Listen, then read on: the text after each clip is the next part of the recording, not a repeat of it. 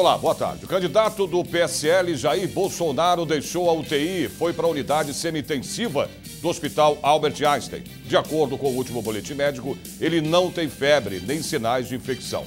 Bolsonaro se recupera de uma facada que levou durante um ato de campanha eleitoral na cidade de Juiz de Fora, interior de Minas Gerais. Você vai ver também no Jornal da Assembleia de hoje. CPI das Organizações Sociais da Saúde prepara o relatório final. Projeto de lei quer tornar obrigatória a aula de redação nas escolas do Estado. Associação dos Escreventes Técnicos Judiciários do Tribunal de Justiça de São Paulo comemora 50 anos de fundação em cerimônia na Assembleia. Projeto de lei quer tornar lixo plástico em emprego e renda. A partir de agora, no Jornal da Assembleia.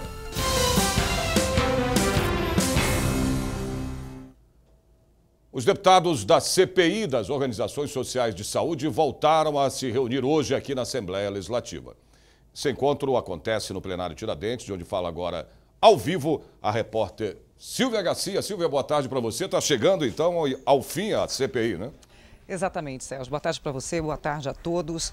Teve duas chamadas nesta manhã. A primeira aconteceu às 11 horas da manhã e depois às 11h30. Nas das 11h30 deu quórum, lotou aqui de deputados, mas depois de 15 minutos de conversa entre os parlamentares, eles resolveram levantar, suspender a sessão para então ler o relatório que começa a ser lido hoje. Afinal de contas, estamos chegando ao final desta CPI. Isso deve acontecer, na verdade, a partir das 2 horas da tarde, logo depois do almoço. Mas vamos para um balanço dessa CPI. Foram 175 dias de CPI até agora, 104 requerimentos aprovados, 26 reuniões ao todo.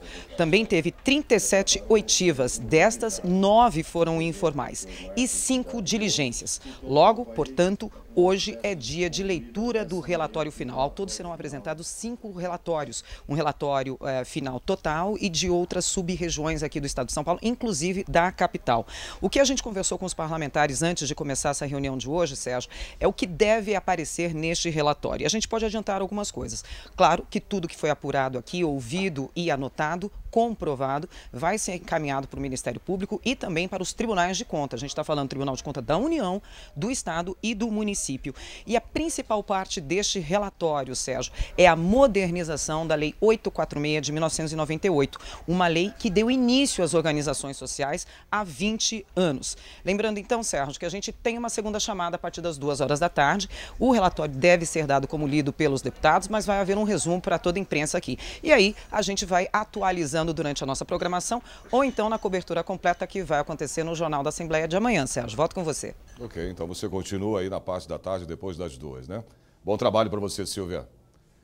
Professores de filosofia se encontram hoje aqui na Assembleia Legislativa. Quem tem agora as informações ao vivo é a repórter Priscila Silvério. Priscila, boa tarde para você. Boa tarde, Sérgio. Boa tarde a todos. Bom, é um encontro estadual. Começou agora cedo, teve uma pequena pausa para o almoço, volta às 14 horas e a previsão de término hoje às 9 horas da noite. Esse evento acontece até sexta-feira. São 3 dias bem intensos, com atividades que começam no período da manhã e terminam no final da noite. Bom, são palestras, mesas de discussão para debater diversos temas da filosofia e principalmente sobre as mudanças da Base Nacional Comum Curricular, que pode diminuir ou até tirar a filosofia da grade das escolas.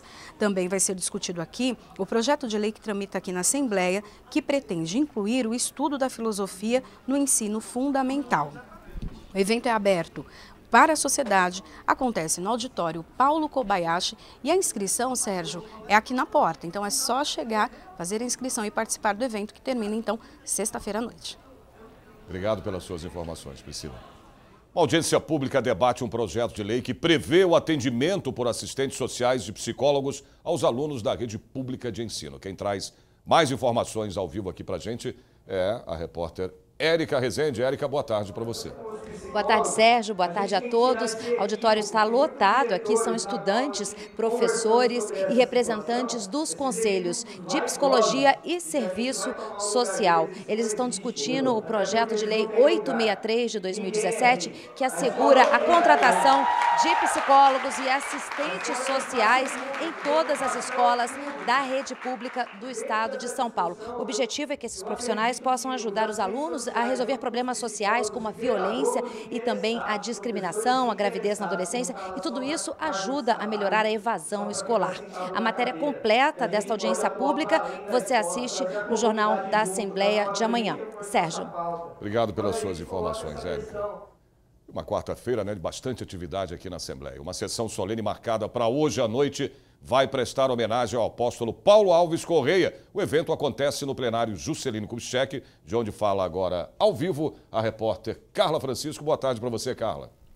Boa tarde, Sérgio. Boa tarde a todos. Olha, a sessão solene está marcada para começar às 8 horas da noite e tem a finalidade de entregar o colar de honra ao mérito legislativo do Estado de São Paulo ao apóstolo Paulo Alves Correia.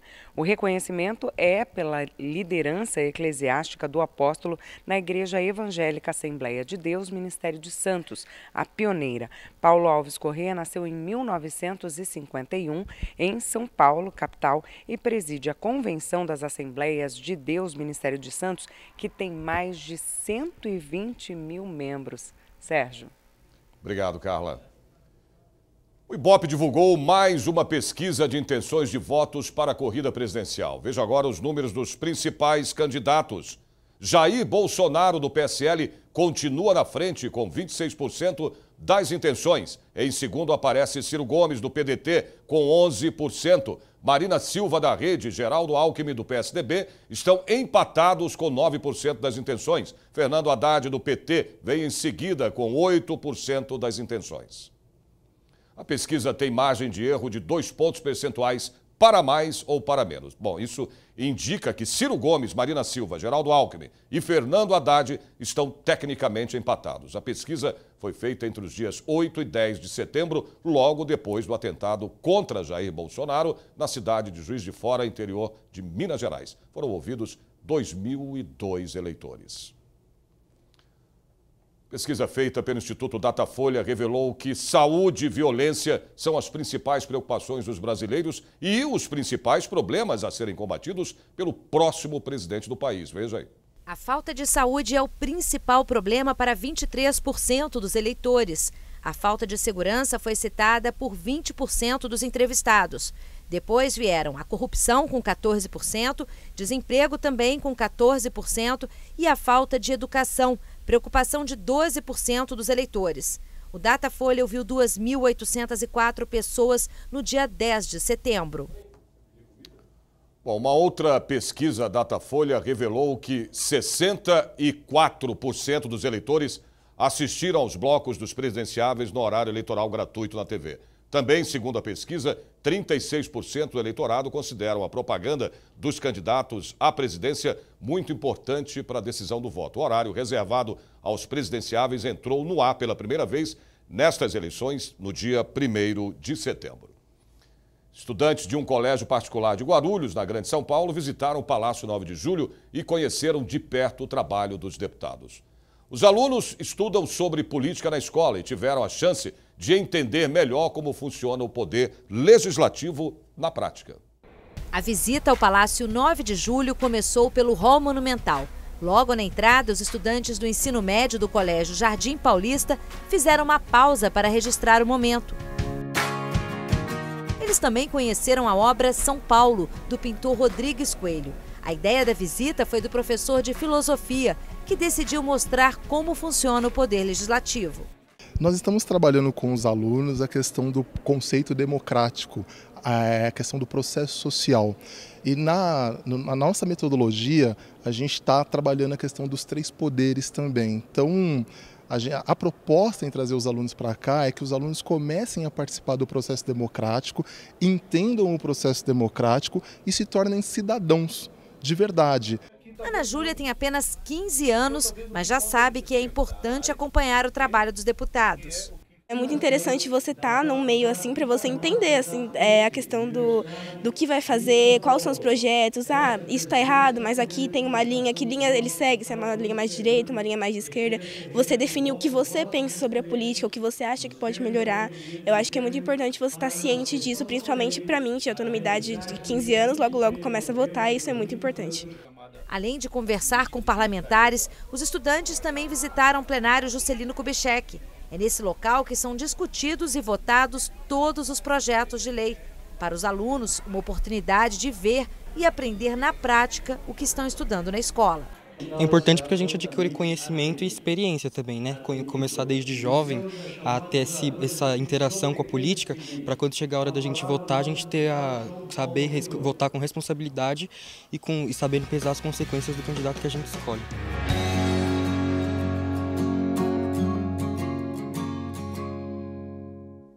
Quase 78 milhões de eleitores vão ser identificados por digitais nessas eleições. O número representa metade do eleitorado brasileiro. São pessoas que já realizaram o cadastro biométrico e moram nas cidades onde a tecnologia já está em uso. Até agora, 9 estados concluíram o processo. São Paulo, Rio de Janeiro e Minas Gerais, maiores colégios eleitorais do país, ainda não alcançaram nem a metade dos eleitores. A meta da Justiça Eleitoral é identificar 100% dos eleitores através da biometria até 2022. Se você vai prestar vestibular no fim do ano, prepare-se para a prova de redação. E prepare-se bem, hein? Ela tem um peso de mais de 30% na nota final. Em algumas vagas disputadas, onde cada ponto é decisivo, a prova de redação costuma ser usada como item de desempate. E para melhorar a qualidade da redação dos alunos do ensino médio, um projeto de lei em estudos aqui na Assembleia Legislativa prevê a obrigatoriedade de inclusão da disciplina de redação como obrigatória nas escolas públicas do Estado. Veja agora na reportagem da Priscila Silvério. Todos os anos, milhares de candidatos prestam o Enem, o Exame Nacional do Ensino Médio, que seleciona estudantes de todo o país para vagas em instituições federais de ensino superior, como o SISU, ProUni e FIES. A prova é dividida em questões objetivas de múltipla escolha e a temida redação, que vale metade dos pontos totais da prova. Se zerar a redação, a prova é anulada. Pelos erros e agora também com o WhatsApp, que o pessoal fica comendo muita palavra, seria bom sempre ter um ensino melhor assim. Importante a redação na escola, ainda mais pública, para a questão de Enem, para todos esses motivos. Porque eu acho que muitos dos brasileiros, enquanto eles focam em línguas estrangeiras, eles esquecem do próprio português. Então eu acho super fundamental, isso sim.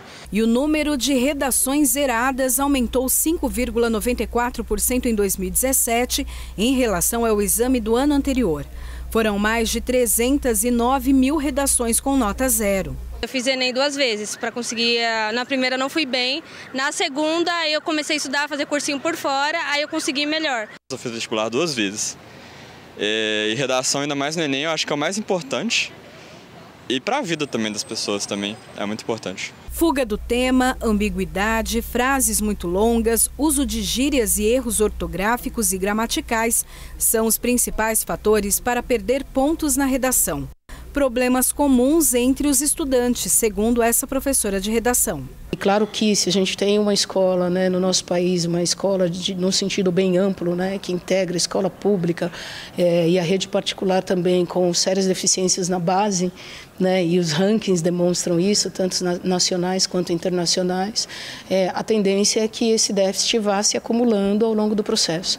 E aí, quando chega ao final de um ciclo básico, infelizmente a gente tem estudantes que são incapazes de escrever 30 linhas, depois de passar um tempo na escola aprendendo língua portuguesa, que gira em torno de 12 anos. A redação faz parte da disciplina de língua portuguesa, mas nessa escola particular, na Zona Sul de São Paulo, existe uma aula só para falar sobre a construção do texto.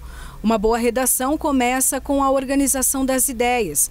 Professora e alunos conversam sobre diferentes assuntos. No começo foi bem difícil, eu não dominava nem um pouco a escrita, eu tinha muita dificuldade com ortografia, coerência, coesão. Para terminar meus textos ficava tudo largado, solto. Aí o tempo foi passando, fui amadurecendo, comecei a prestar atenção na aula, acabei criando uma facilidade maior e agora eu percebo que o avanço é nítido. O projeto de lei 93 de 2017 pretende tornar obrigatória a disciplina redação em toda a rede pública de ensino do Estado a partir do 3º ano do ensino fundamental 1. Para Beatriz, quanto mais cedo aprender a fazer uma redação, mais fácil fica. Você tem um tema e você começar a concluir, tipo, é um mundo muito vasto, assim, sabe? E você começa a perceber que você consegue fazer várias ligações com muitas coisas, tipo, com obras que você acaba tendo na escola, com coisas diárias, sabe, do cotidiano. E eu acho que isso é o mais importante da redação, que também acaba sendo a parte mais difícil.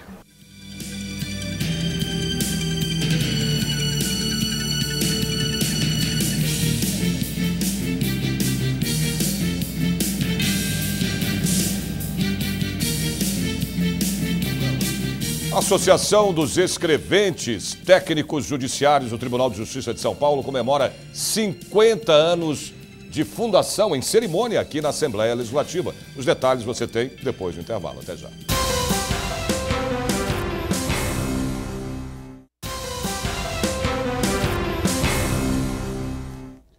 A Associação dos Escreventes Técnicos Judiciários do Tribunal de Justiça de São Paulo completou 50 anos de fundação. E parte da festa foi comemorada aqui no Palácio 9 de Julho. 3 de junho é o Dia do Escrevente, profissão que o presidente do Tribunal de Justiça de São Paulo, desembargador Manuel Queiroz, já exerceu com muito orgulho. Ele foi um dos homenageados da noite. Essa associação, ao completar meio século de existência, ela merece ser prestigiada. Esse é o motivo pelo qual o presidente do Tribunal de Justiça de São Paulo está aqui presente, em nome desta corte, para cumprimentar os escreventes, dizer da relevância do trabalho deles. Além da comemoração de meio século de existência, a Associação dos Escreventes Técnicos Judiciários do Tribunal de Justiça de São Paulo realizou a posse da mesa diretora. A gente não pode deixar apenas comemorar sem ter, na perspectiva, sempre a melhora da categoria, que seria a adoção do nível superior para a categoria de escrevente, e uma preocupação que nós temos muito grande com a questão de terceirizações e que a categoria de escrevente, como oficial de justiça, todas as categorias do judiciário, elas passem a figurar como categoria típica do Estado ou categoria típica do judiciário. A nomenclatura aí pouco importa, mas na verdade para preservar esta que é a maior categoria dos servidores do judiciário. O presidente da Associação dos Magistrados Brasileiros, Dr. Jaime de Oliveira Neto, lembrou que começou sua carreira como escrevente e falou da importância da profissão para o judiciário. Eu parabenizo a associação, estão todos de parabéns, parabenizo todos os escreventes do Estado de São Paulo, classe que eu ainda pertenço e mantive minha filiação até hoje na Associação dos Funcionários, continuo funcionário, só mudei de função. É uma honra para nós estar aqui no dia de hoje. Cidade de São Paulo tem 55% da população acima do peso. Entre crianças e adolescentes, a situação é alarmante.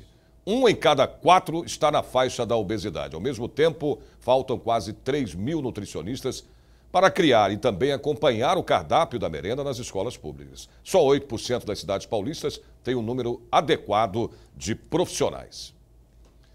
As mulheres ganham menos e sofrem mais com o desemprego e com a violência doméstica. Mas em São Paulo, essa desigualdade tem prazo para acabar. É que um projeto de lei em análise aqui na Assembleia Legislativa prevê salários iguais para homens e mulheres que exerçam as mesmas funções. A reportagem é da Silvia Garcia. Um relatório publicado no começo de 2017 pelo Fórum Econômico Mundial mostrou que o ano não foi nada bom quando analisar os índices de desigualdade de remuneração entre homens e mulheres no país. De acordo com o documento, se tudo continuar como está, a equidade de salários entre os gêneros só acontecerá em 170 anos. Isso mesmo, daqui 170 anos. Eu acredito que pela cultura do mundo inteiro, nós sempre estamos um pouco atrás. Parece que nós somos sempre um ser que fica sempre à sombra de um homem. Paula tem apenas 36 anos de idade, mas uma carreira sólida em administração de empresas. Antes de e-commerce, passei por tecnologia, área comercial, sempre construindo minha carreira em empresas que tivessem a ver com o que eu acredito como um mundo melhor. Com a carreira de sucesso na área comercial, Paula conquistou espaço e representatividade em grandes empresas, mas também viu muita desigualdade. Eu li um dado recentemente que, apesar de não ser no Brasil, é bastante alarmante. Hoje, nos Estados Unidos, a gente tem mais CEOs chamados John do que todas as mulheres somadas. Então, ainda a nossa representatividade, tanto no mercado de trabalho quanto na política, é muito baixa. A gente ainda tem um longo caminho pela frente. Eu acho injusto. Acho que é uma desigualdade que não deveria mais existir nos tempos atuais, mas é um fato. Existem muitas situações que sim, né, que muitas empresas já têm essa consciência e dão o salário equivalente para os dois, mas infelizmente a gente ainda vive numa sociedade que a grande maioria das mulheres ainda é inferiorizada no mercado de trabalho. E isso é bem complicado, né, porque o gênero da pessoa não define nenhum tipo de capacidade. Essa situação se agrava se elas, por exemplo, forem negras. Chegam a ganhar um salário 65% menor do que dos homens. Projeto de lei obriga a igualdade salarial entre homens e mulheres em todo o estado de São Paulo. A desigualdade salarial ainda é grande e uma realidade em todo o país. Mas São Paulo já deu os primeiros passos para mudar este cenário. Já que sem a lei a gente não consegue, então quem sabe com uma lei a gente consiga aí ter a valorização da mulher do jeito que ela tem que ser.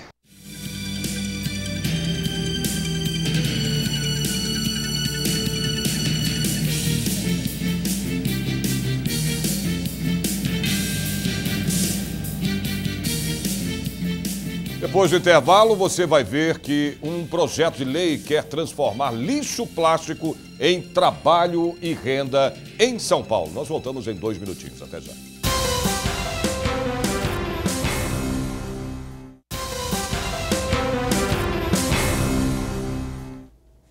(52% dos brasileiros entre 25 e 64 anos não concluíram o ensino médio. Desempenho que deixa o Brasil atrás de vizinhos como a Argentina, Chile e Colômbia. O estudo foi feito pela Organização para a Cooperação e Desenvolvimento Econômico, uma entidade que tem sede em Paris. Milhões de embalagens plásticas e garrafas PETs ainda são um dos principais agentes poluidores do meio ambiente.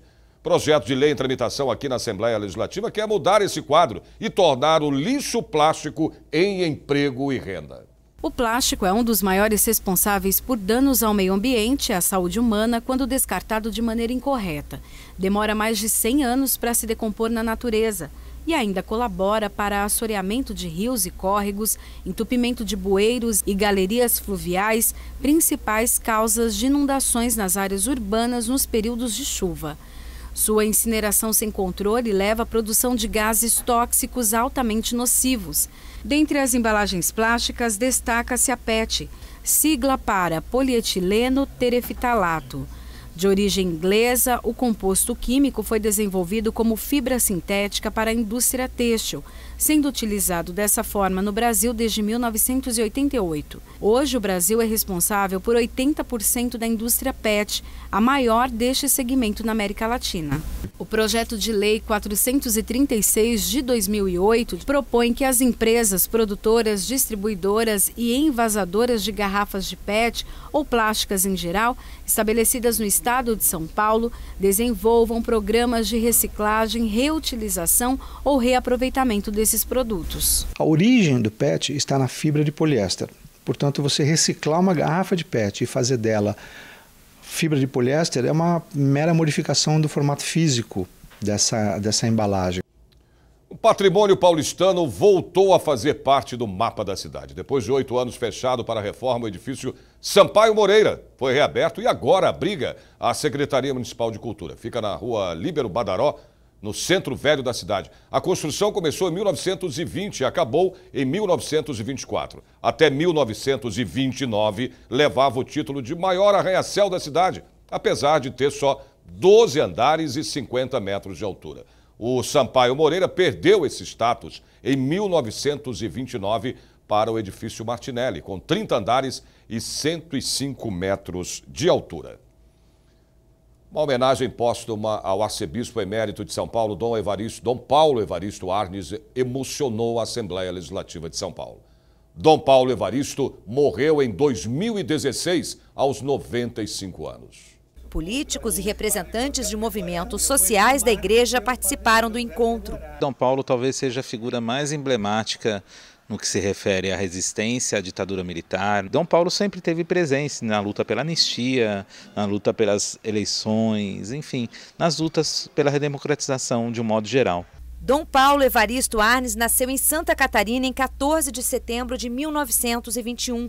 Em 1970, tornou-se arcebispo de São Paulo.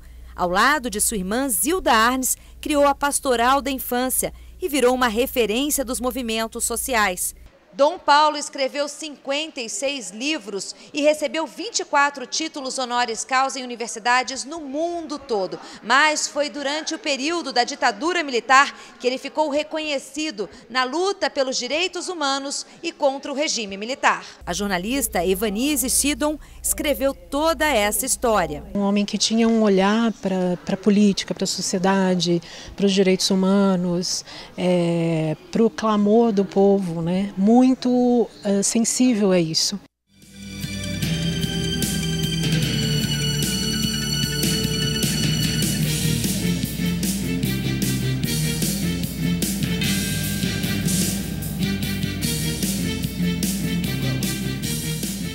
O Jornal da Assembleia desta quarta-feira termina aqui. A gente se vê de novo amanhã a partir do meio-dia. Até lá e ótima tarde para você.